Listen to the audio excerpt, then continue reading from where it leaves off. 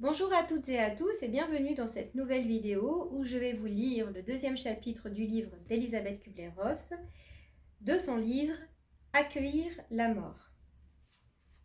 Chapitre 2, mode de communication particulier.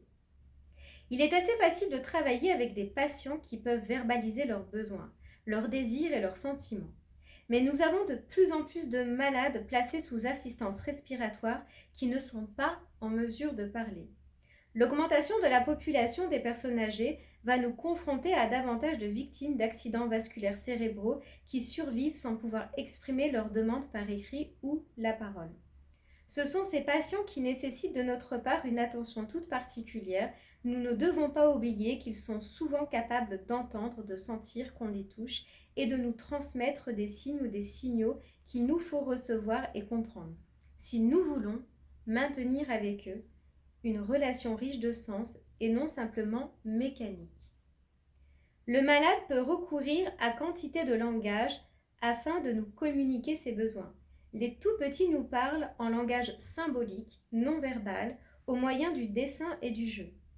Un jeune patient qui prend un pistolet imaginaire pour tuer des voisins de lit extrêmement malades alors qu'il attend désespérément qu'on lui greffe le rein d'un cadavre peut exprimer le désir de les voir mourir au plus vite afin de recevoir un de leurs reins. Le groupe le plus demandeur, il s'agit d'ordinaire d'enfants plus grands et d'adolescents, mais aussi d'adultes qui ont peur de mourir. Emploie un langage symbolique, verbal, quand une petite fille en phase terminale, isolée dans sa chambre d'hôpital sous une tente à oxygène, demande à l'infirmière « Et s'il y a le feu ?» Elle exprime en fait son désarroi et sa peur de la mort. Il nous faut donc impérativement former le personnel hospitalier à ces modes de communication.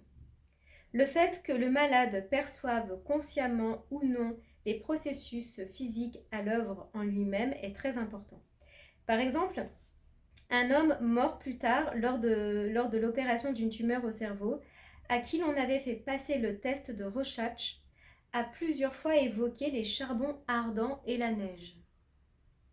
C'est ainsi que s'exprimait son langage symbolique. Il me semble important d'apprendre le langage symbolique utilisé par nos patients handicapés et nos malades en phase critique ou terminale, car il nous en dit long sur la représentation qu'ils se font de l'idée de mort et sur leur perception de ce qui se passe à l'intérieur de leur corps. Les dessins d'enfants en sont sans doute le meilleur exemple, car ils anticipent parfois le moment où les métastases commencent à proliférer. Nous devons donc apprendre à les lire et à les interpréter afin de pouvoir communiquer avec leur auteur. Comment travaillez-vous avec un patient proche de la mort qui ne peut parler à la suite d'un accident vasculaire cérébral ? J'essaie de lui parler quand même et je lui indique des symboles ou des signaux pour qu'il réponde par oui ou non, s'il peut encore écrire. Je le fais répondre par écrit. De nombreuses personnes peuvent apprendre à écrire en tenant un crayon dans la bouche lorsqu'elles ne sont plus à même de communiquer par la parole ou à lire par l'intermédiaire de livres-cassettes. On doit se servir de tous ces outils avec les patients qui ne peuvent plus verbaliser normalement. Le langage symbolique non verbal a-t-il un bon impact psychologique sur le patient en fin de vie ? Quand et jusqu'à quel point décidez-vous d'impliquer la famille dans le langage symbolique non verbal du malade ? Si les membres de la famille manifestent la volonté d'apprendre à communiquer avec un malade mourant, notamment par le biais du langage symbolique non verbal, je leur consacrerai tout mon temps et toute mon attention pour leur apprendre à lire. Le malade est à être mieux à même de communiquer avec lui. Comment aider un malade aphasique mourant ? Comment comprendre ce qu'il demande ? S'il peut écrire, essayez de lui parler et de lui donner une feuille de papier et un crayon. Dans le cas contraire, indiquez-lui un symbole pour oui et un autre pour non. Efforcez-vous d'établir ce que nous appelons un dialogue en monologue. Vous serez surpris de voir à quel point vous pouvez converser avec ces patients si vous prenez votre temps, si vous vous montrez patient et si vous ne vous découragez pas trop vite. Le terme dialogue en monologue signifie que vous anticipez les questions du malade et que vous lui demandez de répondre par oui ou non. S'il répond par l'affirmative, vous apportez une réponse à sa question et vous continuez jusqu'à ce qu'il vous signifie que vous avez répondu à toutes ces questions.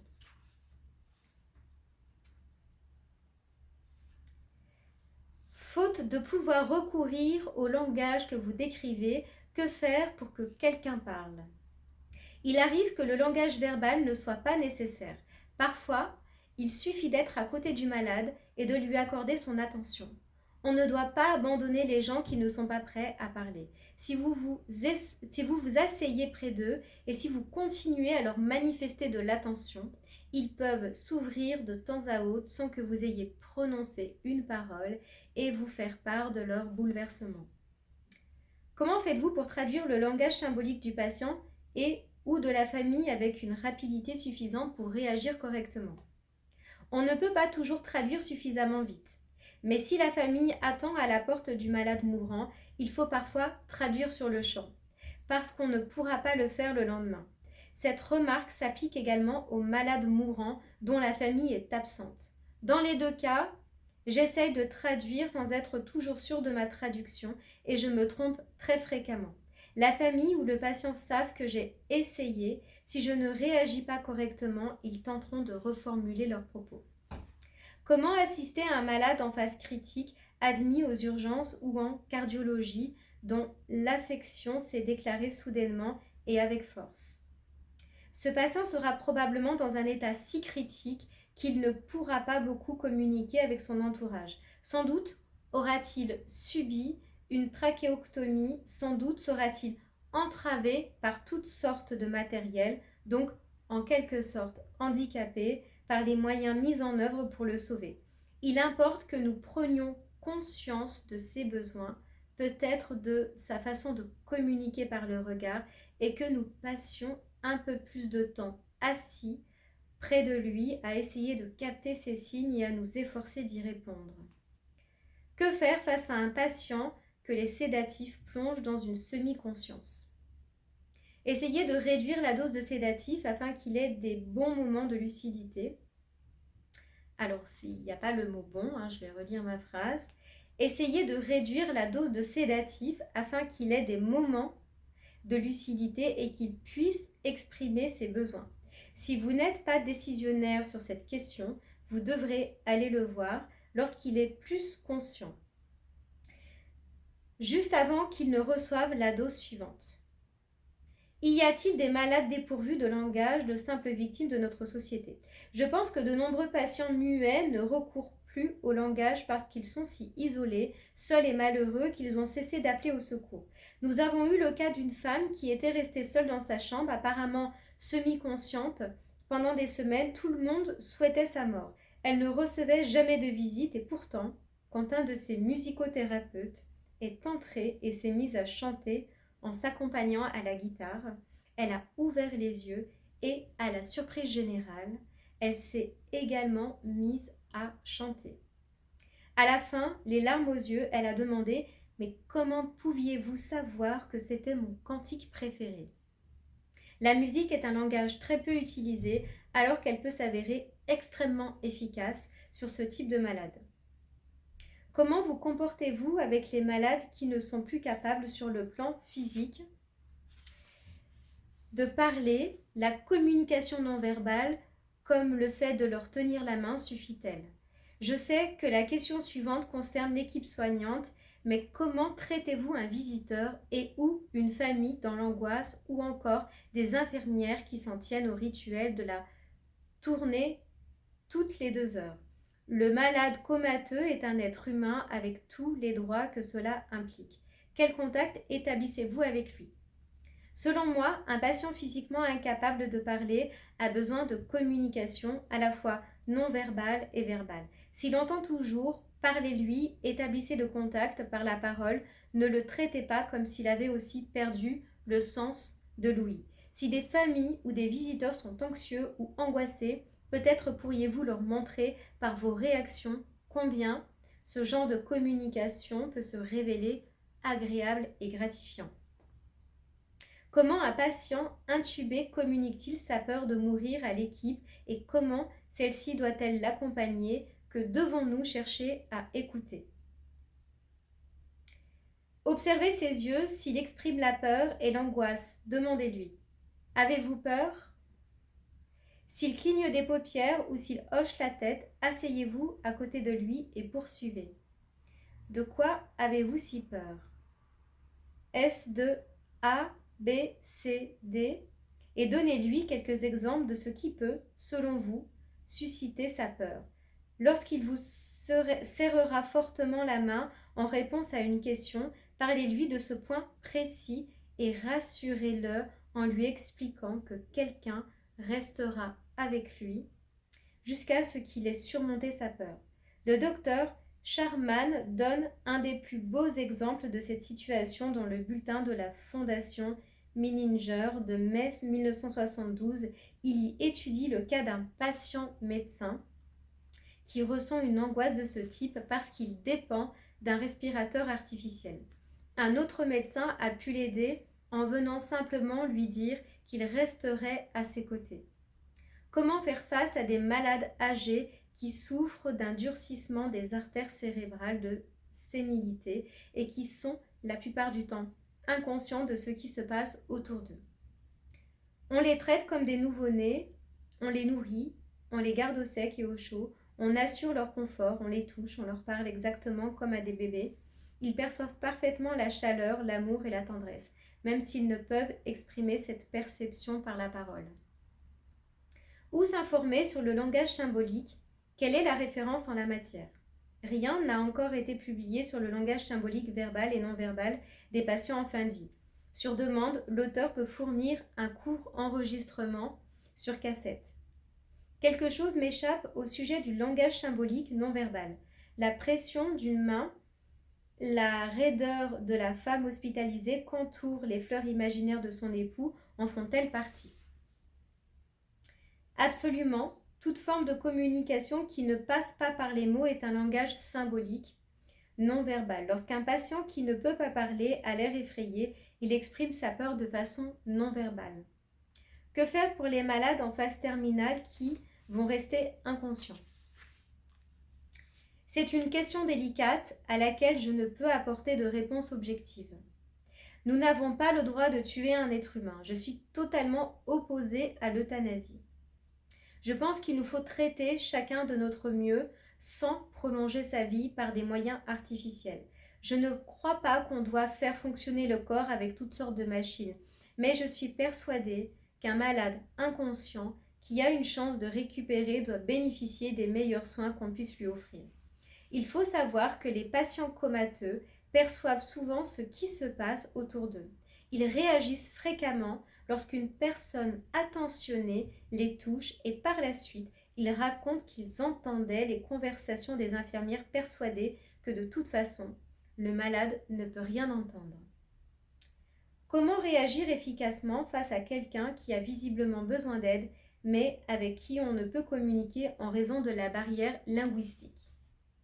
Si le patient ne parle pas sa langue maternelle ou rencontre des difficultés avec votre propre langue, essayez de contacter l'université la plus proche pour y trouver un étudiant qui comprenne la langue en question. Avec un peu de ténacité, vous pourrez même convaincre quelques étudiants de rendre régulièrement visite au patient qui pourra ainsi communiquer certains de ses besoins élémentaires.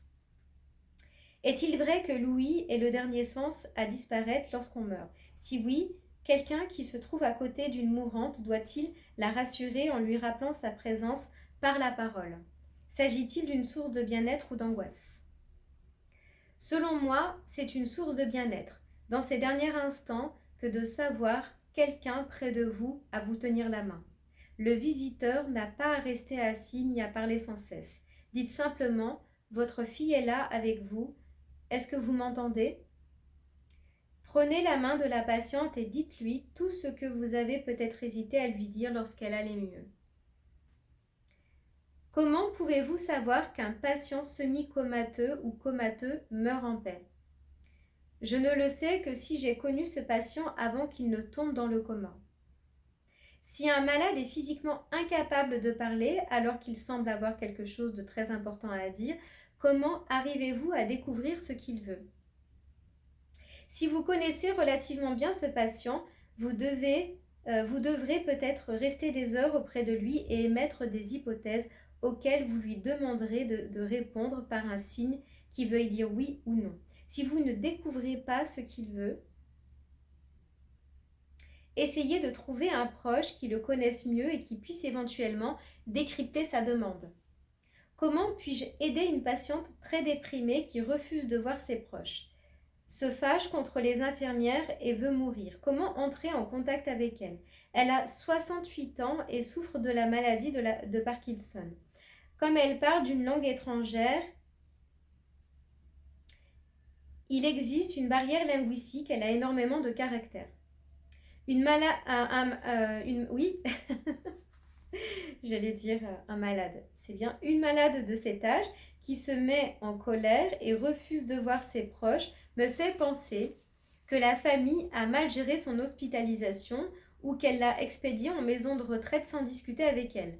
Essayez de trouver quelqu'un qui connaisse sa langue mais qui ne soit ni de sa famille ni de ses amis. Cette patiente pourra sans doute parler de sa colère et se faire un ami avec lequel elle s'entendra mieux qu'avec ses proches.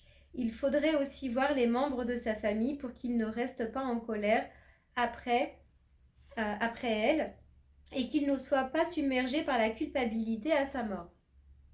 Comment se comporter face à un malade très proche de la mort et incapable de parler à la suite d'un accident vasculaire cérébral? On se contente de s'asseoir près de lui et de lui tenir la main. Une personne dans le coma peut-elle percevoir et même entendre les gens qui se trouvent dans sa chambre? Oui, c'est fréquent, tout dépend de la profondeur du coma. Comment vous comportez-vous face aux parents d'un patient en fin de vie? Alors, excusez-moi, je vais reprendre la phrase. Comment vous comportez-vous face aux parents d'un patient en fin de vie qui a sombré dans le coma? Nous sommes disponibles pour eux, nous répondons à leurs questions et nous veillons à ce que toute la famille ne reste pas assise autour du lit à attendre la mort du malade. Ça peut durer des jours, des semaines, parfois des mois. Il faut les aider pour qu'ils continuent à vivre, pour que les jeunes gens continuent à voir leur petit ami, qu'ils aillent au cinéma si nécessaire, qu'ils fassent tout ce qu'ils font en temps normal. Si vous ne le faites pas, la famille s'épuise de plus en plus, elle devient de plus en plus amère. Elle aura besoin de soutien à la mort du patient, notamment en raison de la colère, de la culpabilité, du ressentiment qu'elle a éprouvé pendant cette longue attente qui s'est révélée trop éreintante à la fois sur le plan physique et émotionnel. Que faire face à un grand malade qui a peur de mourir et qui, en même temps, est déprimé par les difformités avec lesquelles il devra vivre s'il ne meurt pas? Parmi ces difformités figure l'amputation des membres. Essayez d'entendre son inquiétude au sujet de ces difformités. Peut-être pouvez-vous faire venir d'autres patients amputés qui ont réussi à vivre et à fonctionner correctement. Je crois qu'il n'y a pas meilleur thérapeute qu'un malade qui a vécu la même tragédie et réussi sa vie. Comment puis-je aider une célibataire de 30 ans à s'exprimer et à verbaliser ses pensées sur la mort, à supposer qu'elle y soit prête? Elle ne parle calmement, moi aussi je le parle, et souffre d'une paralysie du côté droit et de dysphagie. Elle a la chance d'avoir une amie qui connaît sa langue. Si vous n'avez pas peur d'aborder le sujet, vous devrez pouvoir communiquer avec elle à condition qu'elle vous signifie que c'est ce dont elle veut parler. Lorsqu'on communique avec un malade en fin de vie, doit-on utiliser le même langage que lui? Par exemple, s'il s'exprime de façon symbolique, doit-on lui répondre par d'autres symboles ou traduire en langage courant? Très souvent, j'emploie le langage du patient et ce n'est que quand je le sens prêt à s'exprimer en langage courant que je fais de même. Dès lors, s'il ne reprend pas mon mode de communication, j'en reviens au langage symbolique. Comment apprend-on à entendre ce qui se dit dans la communication symbolique verbale ou non verbale? Comment devenir de meilleurs écoutants? Comment entendre ce qui se dit derrière les mots? Il faut du temps, de la patience et des maîtres qui vous permettent de les accompagner, de vous asseoir avec eux au chevet du malade et d'observer ce que d'autres personnes, peut-être plus expérimentées que vous, accomplissent dans ce domaine. Comment sait-on qu'il est bon d'adopter le langage symbolique du patient et d'abandonner la communication en langage courant? En règle générale, un patient qui utilise le langage symbolique non verbal n'est pas encore prêt à s'exprimer en langage courant. Quand je le sens presque en mesure d'aborder le sujet, j'emploie souvent une technique consistant à m'interroger à voix haute ou à m'adresser à un tiers présent dans la chambre en disant « Je me demande s'il parle de ces derniers instants ». Alors le malade répond « Oui, c'est bien ce dont je parle. Mes jours sont certainement comptés ». Après quoi il poursuit, cette fois-ci en langage courant. S'il ne saisit pas la balle